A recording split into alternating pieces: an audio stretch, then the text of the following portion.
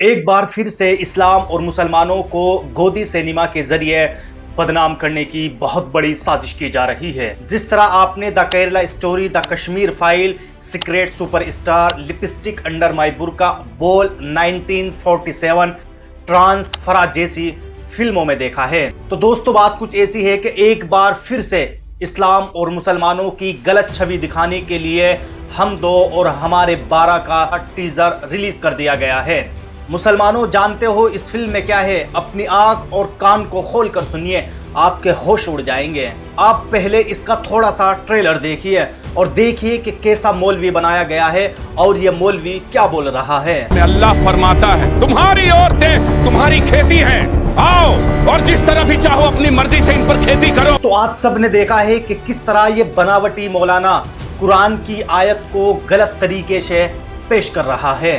और अब आप आगे देखिए कि किस तरह मूवी के अंदर दिखाया जा रहा है कि मुसलमान अपनी औरतों के साथ कितना बड़ा जुल्म करते हैं। दोस्तों आपको बताते चले कि ऐसी बेहुदा फिल्में देखकर ही सुरेश चौहान के यति जैसे लोग इस्लाम और मुसलमानों के खिलाफ आए दिन जहर उगलते रहते हैं।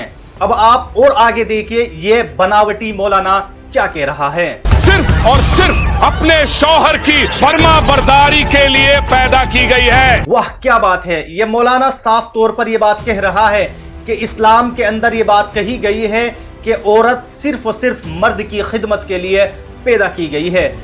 तो दोस्तों मैं ऐसे फिल्मी मौलानाओं से कहना चाहूंगा कि कुरान करीम के अंदर वआशिरूहुन्ना बिल मारूफ का जिक्र किया गया है।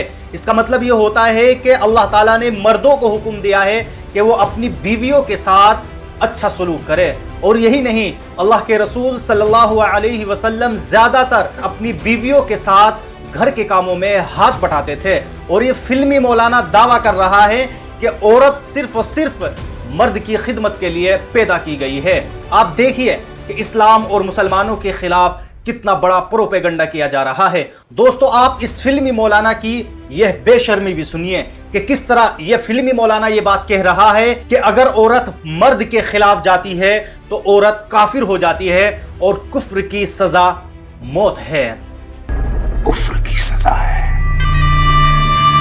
मौत। ऐसे फिल्मी मौलानाओं को बताना बहुत जरूरी है कि कुफ्र उस शख्स पर होता है कि जो अल्लाह और अल्लाह के रसूल का इनकार करता हो। और यह शख्स बोल रहा है कि अगर कोई औरत अपने मर्द की मुखालिफत करती है तो वो काफिर हो जाती है और कुफ्र की सजा मौत है।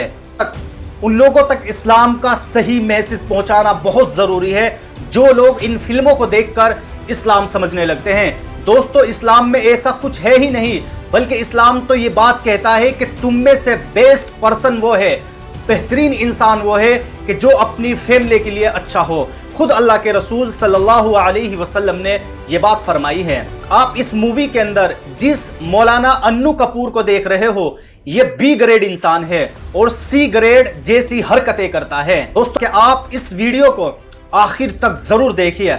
आज मैं बॉलीवुड इस्लामोफोबिया का बहुत बड़ा पर्दाफाश करने वाला हूं। दोस्तों क्या आपने कभी नोटिस किया है कि फिल्मों में हमेशा हिंदुओं को अपर कास्ट दिखाया जाता है? दोस्तों हमेशा आपको उनके सरनाम शर्मा, त्रिवेदी, पांडे, खन्ना जैसे नाम नजर आएंगे और वहीं मुसलमानों को फिल्मों में बहुत बुरी तरीके से दिखाया जाता है। आप इसको ऐसे समझिए, या तो फिल्मों में मुसलमानों को बहुत ज्यादा सस्पेक्टेड दिखाया जाएगा। आप इसको ऐसे समझिए जैसे Chak De India, my name is Khan, New York जैसी फिल्मों को देखिए। या फिर मुसलमानों को बहुत बड़ा दहशतगर्द दिखाया जाएगा जैसे Neerja, Fiza, Indian most wanted, mission of Kashmir, Qurbaan. या फिर मुसलमानों को बहुत बड़ा गैंगस्टर दिखाया जाएगा जैसे once upon a time in Mumbai, gang of Wasseypur, rice.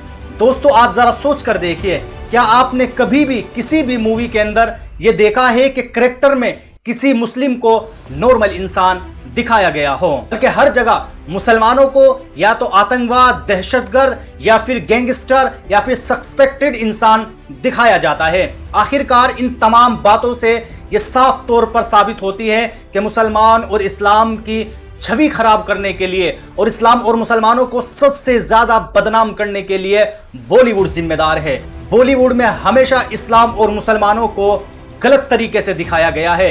ऐसा कुछ भी नहीं है इस्लाम और मुसलमानों में। हम इन बॉलीवुड एक्टर्स से और हम इन बॉलीवुड इंडस्ट्री से ये बात पूछना चाहते हैं कि अगर आप ऐसा दिखा रहे हो कि मुसलमान दहशतगर्द होते हैं, तो फिर आप हमें इस बात का जवाब दीजिए कि जिस तरह कुरान करीम में साफ तौर पर यह बात कही गई है कि मन क़तल नफ्सन बिग़ैर नफ्स, कि जिस इंसान ने किसी इंसान को नाहक कत्ल किया तो गोया उसने पूरी इंसानियत का कत्ल किया। यह मैसेज है उन लोगों के लिए कि जो इस्लाम को फॉलो नहीं करते और जो इस तरह की मूवी को देखकर इस्लाम और मुसलमानों के बारे में अपनी सोच बना लेते हैं। तो दोस्तों, आप सब ने देखा है कि किस तरह बॉलीवुड के जरिए इस्लाम और मुसलमानों को बदनाम करने की बहुत बड़ी साजिश की जाती है।